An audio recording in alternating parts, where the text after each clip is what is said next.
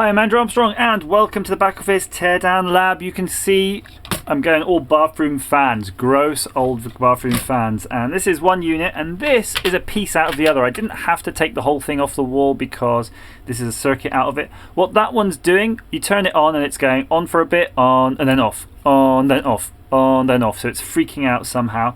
So I kind of suspect it could be down to this control board. There's a neutral, a live and a switched live on this, so I could cheat and just wire basically the neutral and the switched live straight to the output to the motor, and then that way I could see if it's the motor.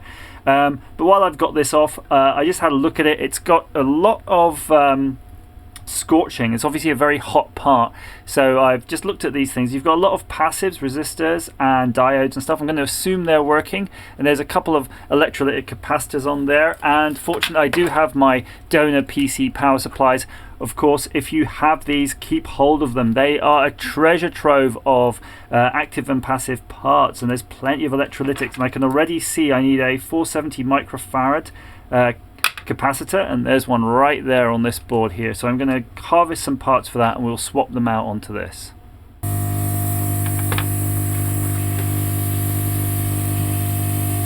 Got my replacement parts. I'm just going to remove the old ones from the PCB, noting which side is the negative. Okay, if you're doing it at home, make sure you do the same. You want to match that up.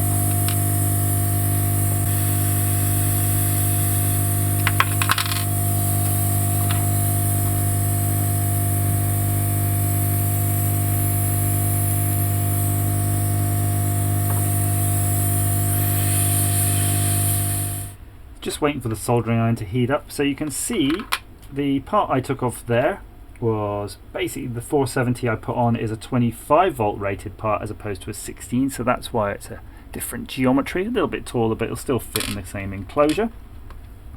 And the, let's have a look at this one, the 47 is a 50 volt part in there, and I removed a 16 volt, so they're basically beefier parts, and as long as it all fits it should work fine. So just going to finish the old soldering of that, and I'll try it out and then we can get to work on the other one.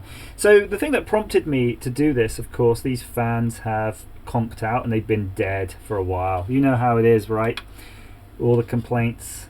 The fan's not working, it's making noise, it's buzzing, it's doing stuff, and you kind of ignore it for a while because finding replacement parts is not a problem. You can find fans, but finding the exact one that's going to fit the same hole that's been there for a while, and you don't want to get involved with the paint and messing and making good and filler and all of that. So for me, I'd rather have a go at fixing it. But you can see here they're pretty cheaply made. Obviously this resistor here is dumping a whole lot of current if it gets that hot. Might just make sense actually while I'm here just to touch it up a bit. You never know. I wonder if there's an intermittent fault though. If it's not the capacitors here and I wire it straight through, it could be something in the motor, because the motor probably has a capacitor in it itself.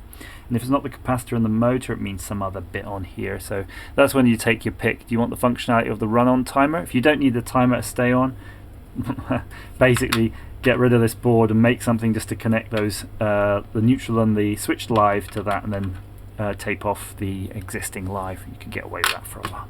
Okay, I'm going to go test that out now. Seems to be working. That's pretty cool. All I need to do now is clean all that dust and filth out of the fan and leave it alone.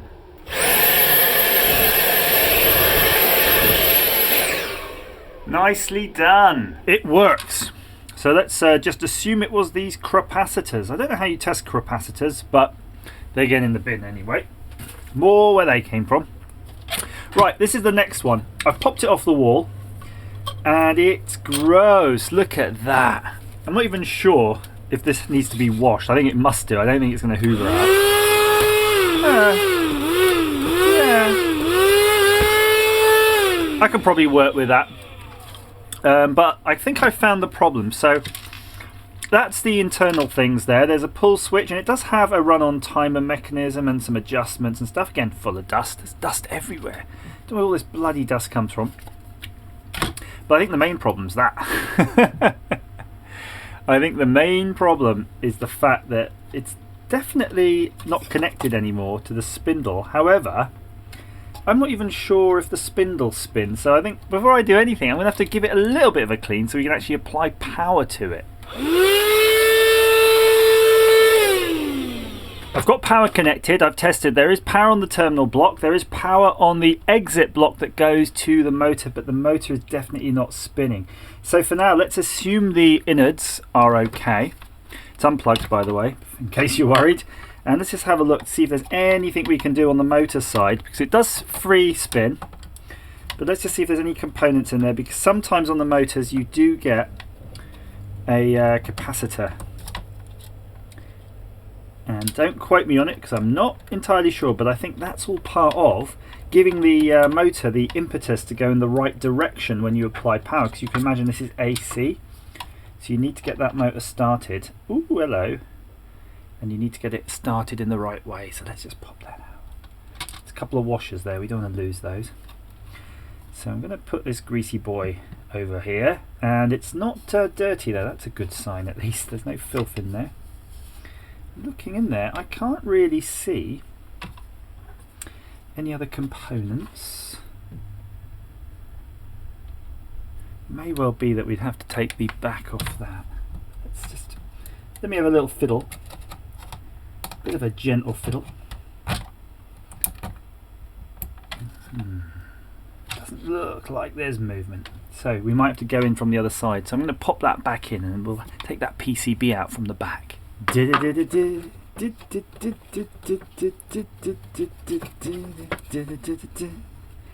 Oh, we're so gangster. The motor, let's take out the motor.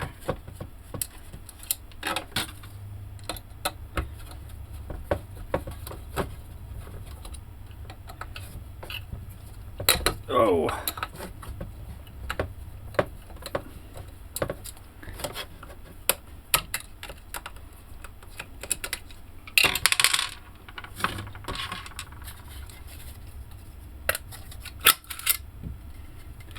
The motor.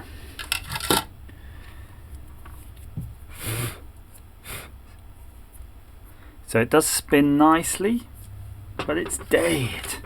It'd be dead. Let's see why.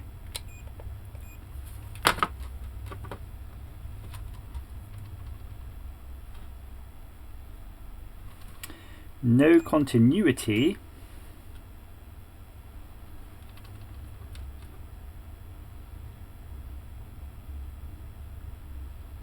I'm measuring some resistance, but I think that's the resistance of my fingers. Whoa, it's dead. It's a dead motor. That's a bloody shame. It means our chances of fixing this have gone down to 0. I say that. Just seeing if there's anything obvious here. Like a winding. An errant winding that we can reattach somehow.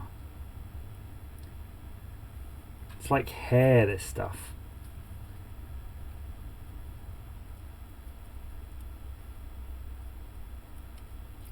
Look at that, so thin. One of those could just blow. I suspect it just gave up the ghost.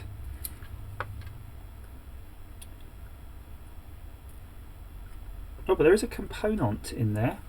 Let's have a look if we can get that out. I don't think we're going to be able to. Oh, it's all crumbling. Still, let's see what that was. Maybe that is the component that died after all. I think I'm pretty confident that I don't want to use this. Whoa, look at those. Those are so loose and limp. That's crazy, isn't it? Loose and limp. Just like the way I go when I fall off my bicycle. Okay. There's our component. Oh, mystery component. Oh, look. And that was connected basically to the coil. What's it going to be? Do you remember I said inside the motor sometimes you get a capacitor and a thing to give it all direction? give you a little bit of direction in life. Let's see if that is what it is. And there is, it's an AUP0. 150 degrees C, 2 amps. It says 150 degrees C, so this is probably a thermal cutout. Let's see. Doesn't help though, but it's dead. It's a dead thermal cutout. So we could have repaired that, kinda, if you could get to that part, which you could see how much digging we had to do to get it. So yeah, that's a bit sad, isn't it? It's all a bit sad. I'll tell you what my solution would have been though to reattach this, because you can see the spindle hole is crumpled. I would have taken off that circlip washer type thing, the serrated washer, and I would have filled this with quick set resin, and then I would put this in like that and let it in like that. Just hold it there. Quick set resin will set within 5 minutes. It'll be a whole pot of it, and then that would have been good to go again. But oh, I'm gutted now. I'm really gutted. So now I do have this rather nifty little circuit though. I'm going to keep hold of it because it's got the whole pull cord and everything going on. So you never know, we might be able to turn this into something else in the not too distant future. But there, no more fan. Gonna have to buy another one. As ever, thanks for watching.